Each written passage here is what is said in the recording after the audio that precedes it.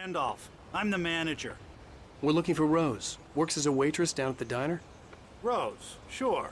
Nice girl. Who wants to know? I'm Alan Wake. The writer, huh? I heard on the radio you were visiting. Well, I'll show you her trailer. That Rose, she's a nice girl. Always pays her rent on time. As I was saying, Al, I found all sorts of weird stuff from the local newspaper's archives. This place is crazy.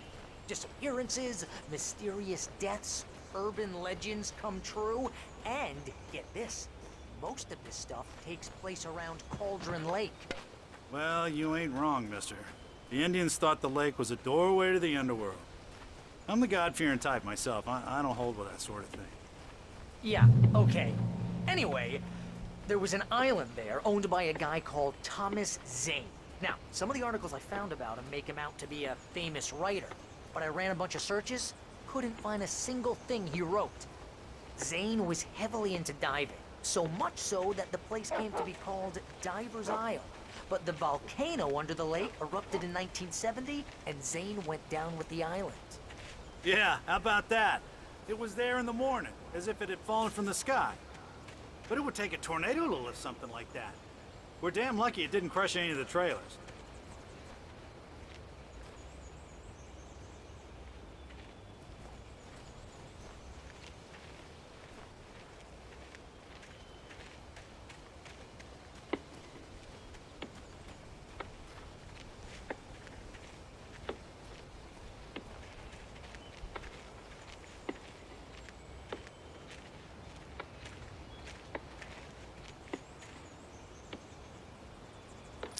Gets better. A local girl, Barbara Jagger, drowned in Cauldron Lake just a week earlier. They were lovers. Sure, Jagger's a local spook story. The Scratching Hag comes for you in the dark. Childish stuff like that. Anyway, Al, I'm just getting to the best part. All of the articles about this stuff were written by Cynthia Weaver. I asked around, and she's that crazy bag lady you met. What, the lamp lady? She can be a little loopy, but she's not homeless or anything. Yeah, anyway, she knew both Jagger and Zane before they both died, and she had some kind of a breakdown.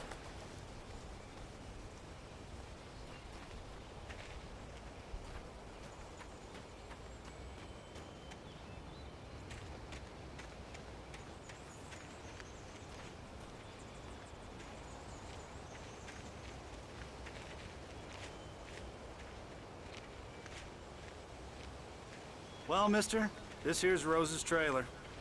You mind me asking what you want with her? We're just here to talk to her, pal.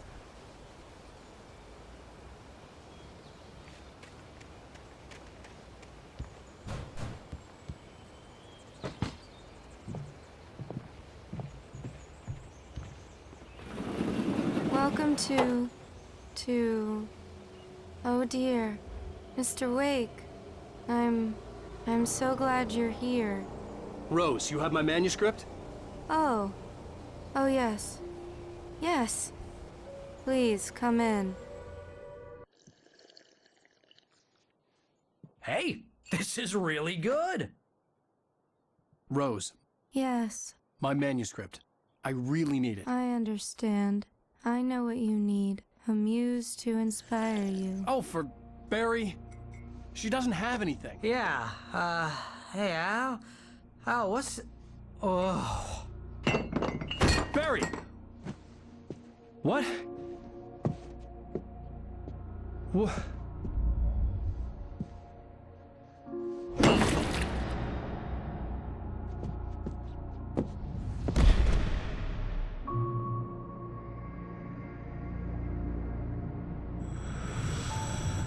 It's coming for you, hiding in my barber's skin. I'm too weak to stop it. You must turn the lights on. I promised I'd come visit you and your lovely wife. You must finish what you started. I insist. You must turn the lights on. Turn the light on. Back to work, boy.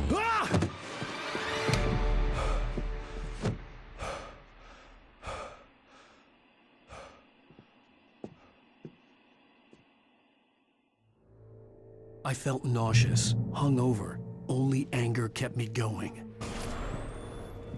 I can't tell reality from dream anymore, but it seems I have an imaginary editor to help me. She's an old woman in a funeral dress. I call her Barbara Jagger. She's very strict. I'm writing faster and faster. My manuscript is being heavily revised. The edits are getting very aggressive, and each day there's less of me and more of her. I hate it, but I know she's right. She promises me I can save Alice this way. She knows more of this than I do. About the complex incantation I'm attempting. About this place.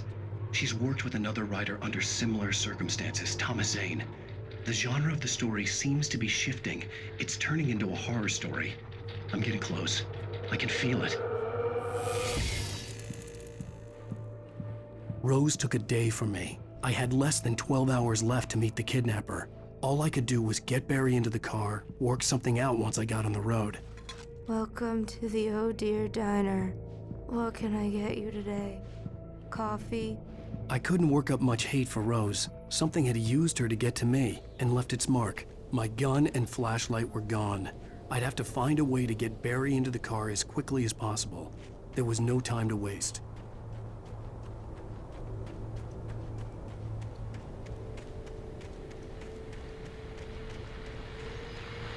I just stepped outside to catch a breath of fresh air. Let me tell you, the weather's getting heavy. Nights like this make me especially glad I'm here talking to you and not home in bed. Once the weather takes a turn like this, I can't sleep at all. It's all tangled bed sheets and dark thoughts, punctuated by the occasional plunge into nightmare. Is it just me? Well, perhaps it is. But I hope I can make the night a little bit easier to get through. Caller, you're on KBF FM.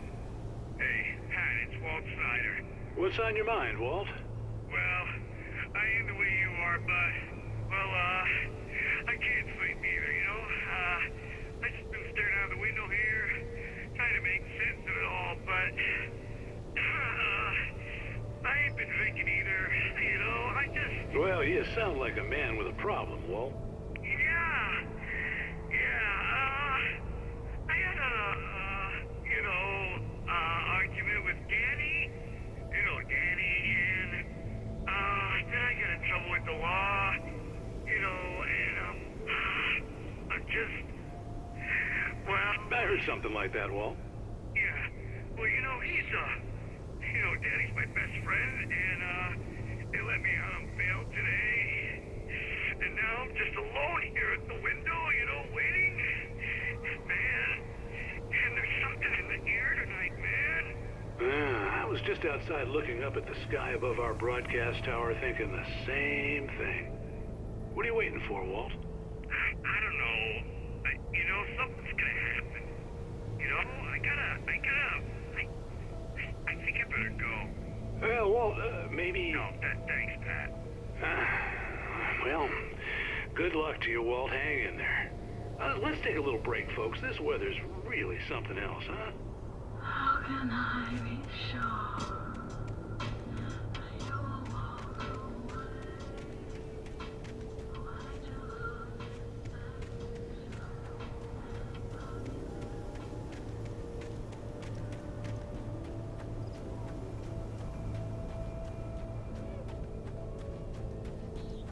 Oh, you're gonna get it now.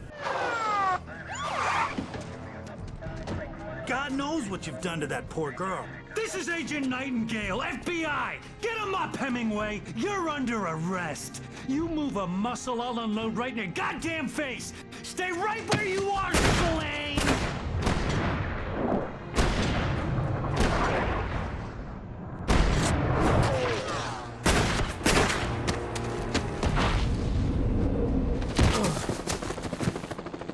What are you? I'm standing right here, you goddamn maniac!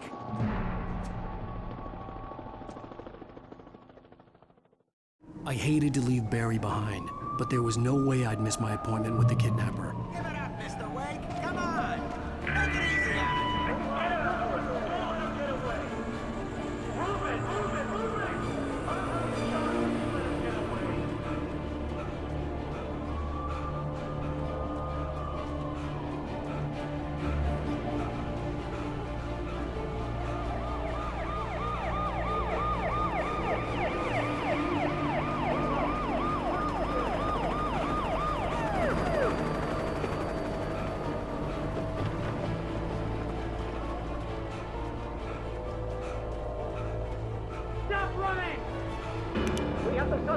Sight!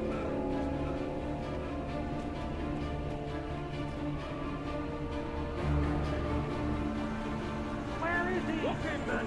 Keep your eyes peeled. He's gonna try to make it through here. Move on. Oh, damn.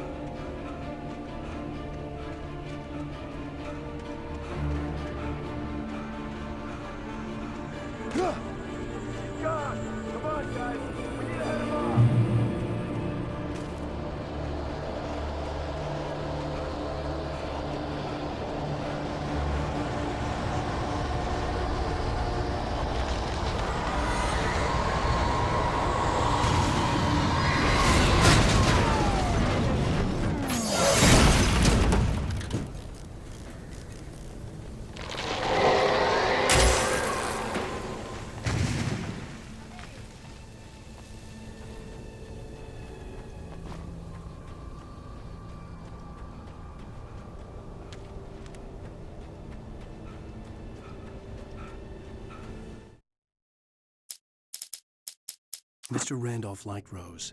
That little smile she had. How she was still sweet when life had tried so hard to make her bitter. It wasn't any of his business what she did in her trailer. But those strangers, the writer and his smart-ass sidekick, looked like trouble.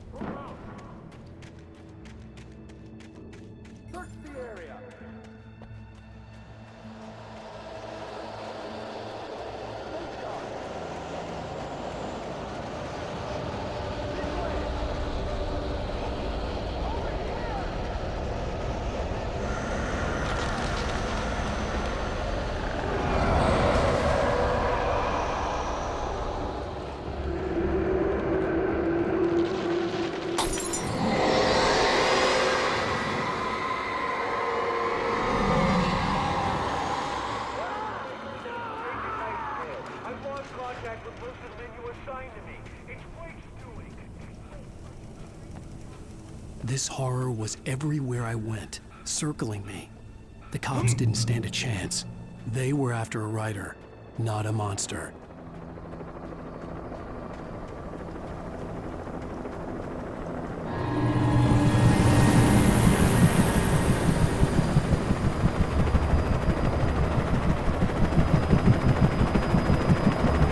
You on the ground.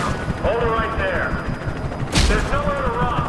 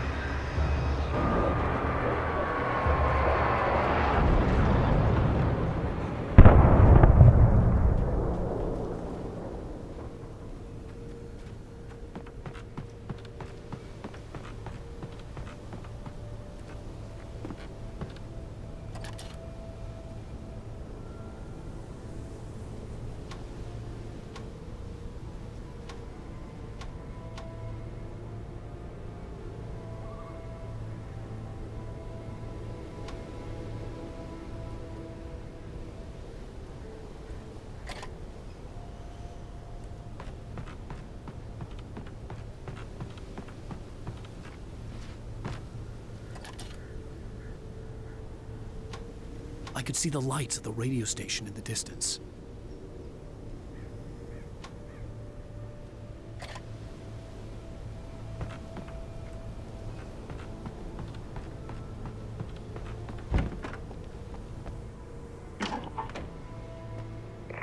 This is James. Mulligan, Thornton, come in. Over. Thornton here.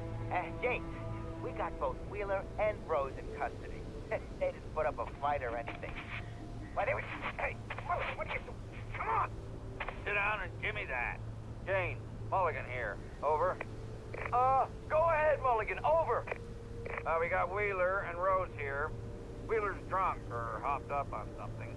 Speaking of which, that Fed had a pretty distinctive whiff of Otis Scotch about him, you know what I mean. Over.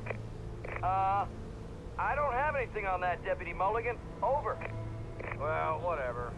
Anyway, Rose is just being plain weird here. You better get Doc in to take a look at both. Over. Gotcha. You better get them here quickly. The, Fed's gonna want to interview Wheeler. Over. Oh, yeah, I bet he does. Looks like they have a lot in common. Mulligan out.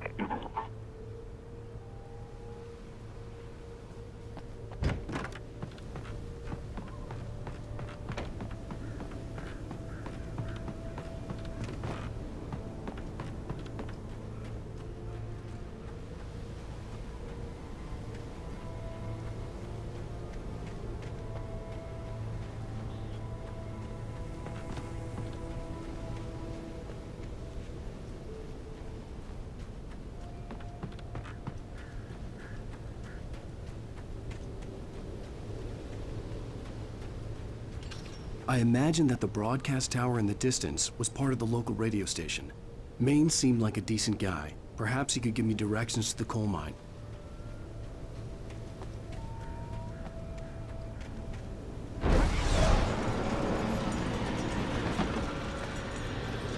Unnatural shadows clung to the gate. The darkness that was after me was trying to stop me. I wouldn't get through without a light.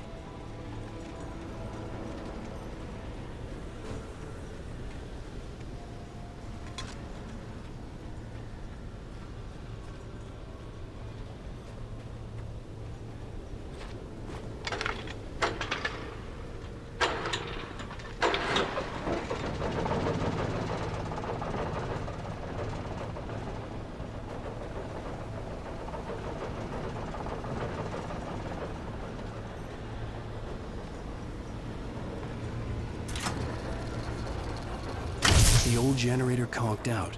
I'd have to see if I could fix it and try again.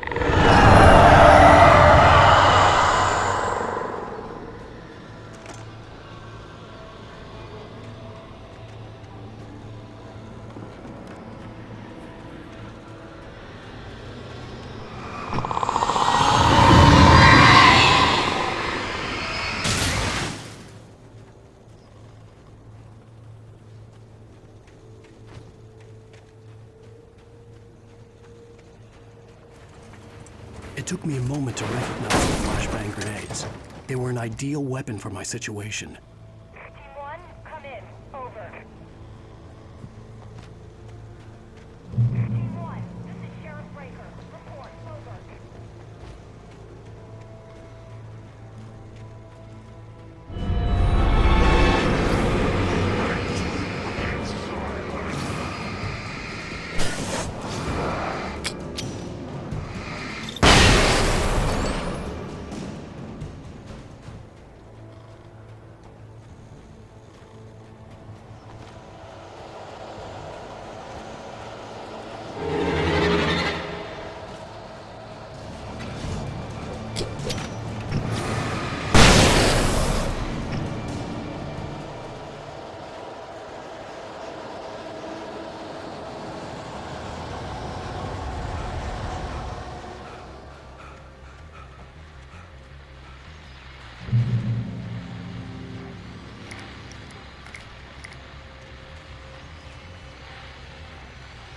And here's another call.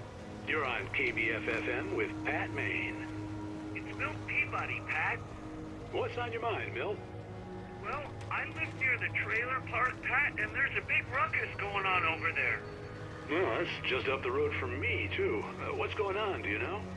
I don't know, but there's a bunch of police cars there, lots of sirens, a helicopter buzzing around, and I think I heard some gunshots. Gunshots? Yes, sir, like from a pistol. So can you find out what's going on? Because it's just next door and they're popping off guns there. They're still shooting? No, it was maybe 10, 15 minutes ago. It sounds serious, Pat. I'm telling you, it don't sound like no party. Well, I'm certainly going to give the station a call, Milt. Okay. You'll hear it here as soon as I hear from them. Okay, thanks.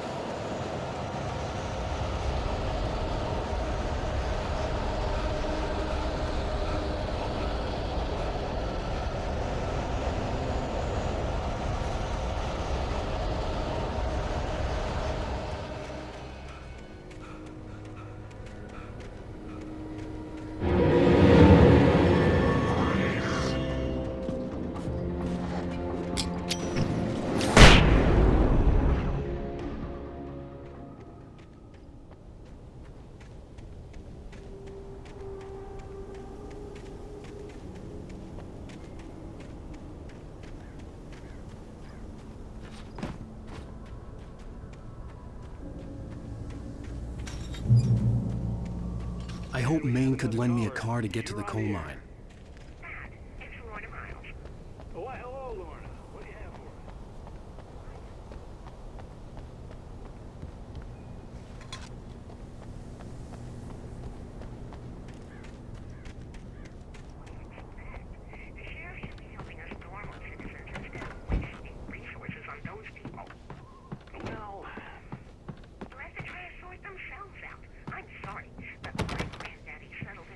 of in 1911. Well, thank you very much for that compassionate viewpoint, Lorna. Oh, here's a little surprise. The famous writer Alan Wake just walked in. Folks, I'm going to see if I can talk him into an interview. Come on in, Mr. Wake. Oh, I'm so glad you could find the time to do this, Mr. Wake. Nowhere to run now, Dan Brown. You back away from me. Don't hurt it. Whoa. Everyone calm down. Put the gun down. We're all friends here, right? Cool your jets, Nightingale. We got him. Judas Priest! What the hell's the matter with you? There's a civilian in there.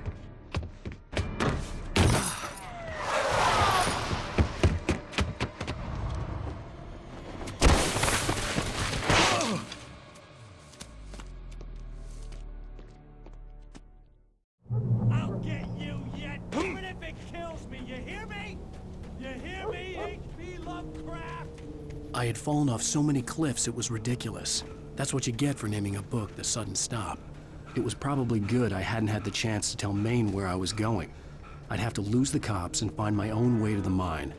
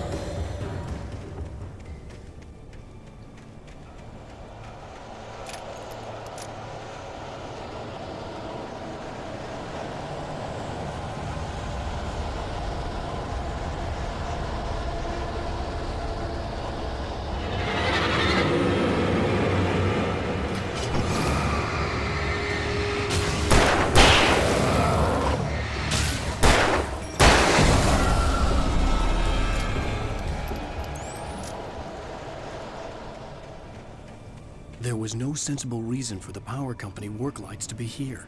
It was almost as if they'd been left for someone like me to use.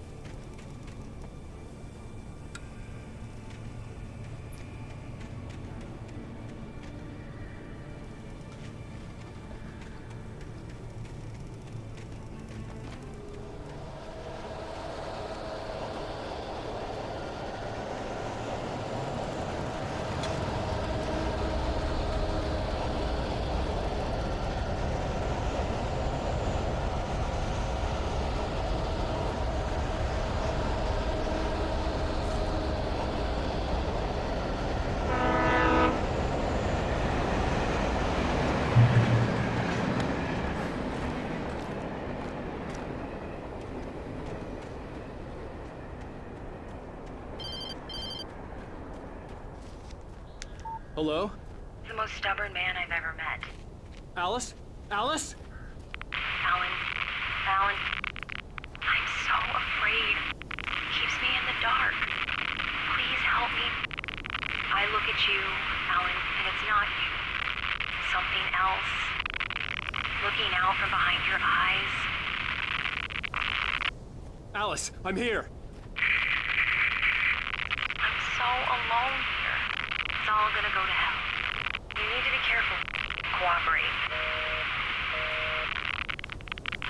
The connection had been terrible, but that wasn't the only thing that hadn't been right with the call.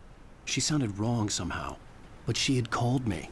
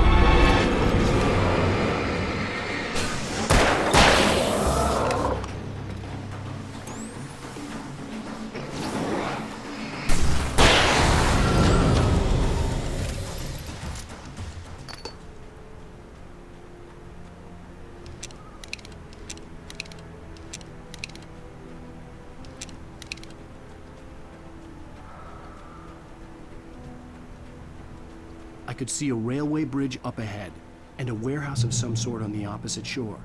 I hoped I could find a car from there.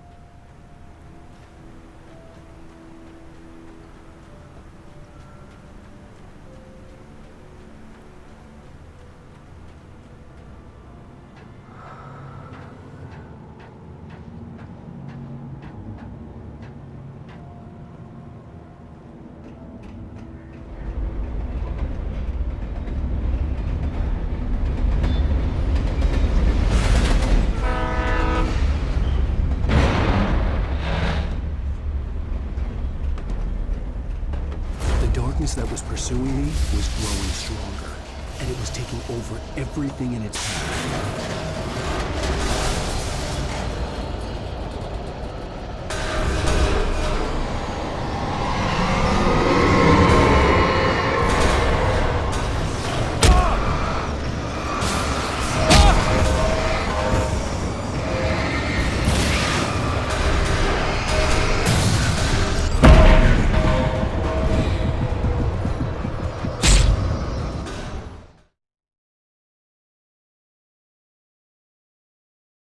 Some sort on the opposite shore. I hoped I could find a car from there.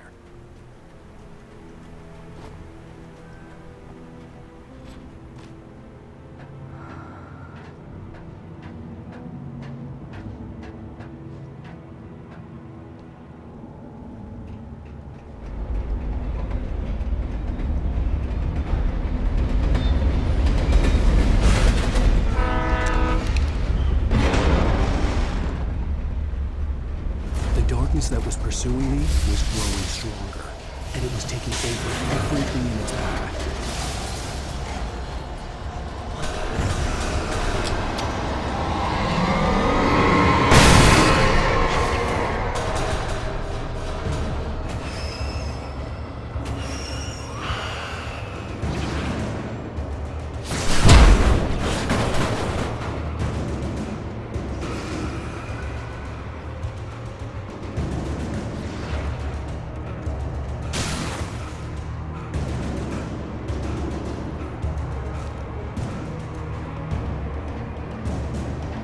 As a teenager, just starting to get interested in writing, Stephen King had been a source of inspiration to me.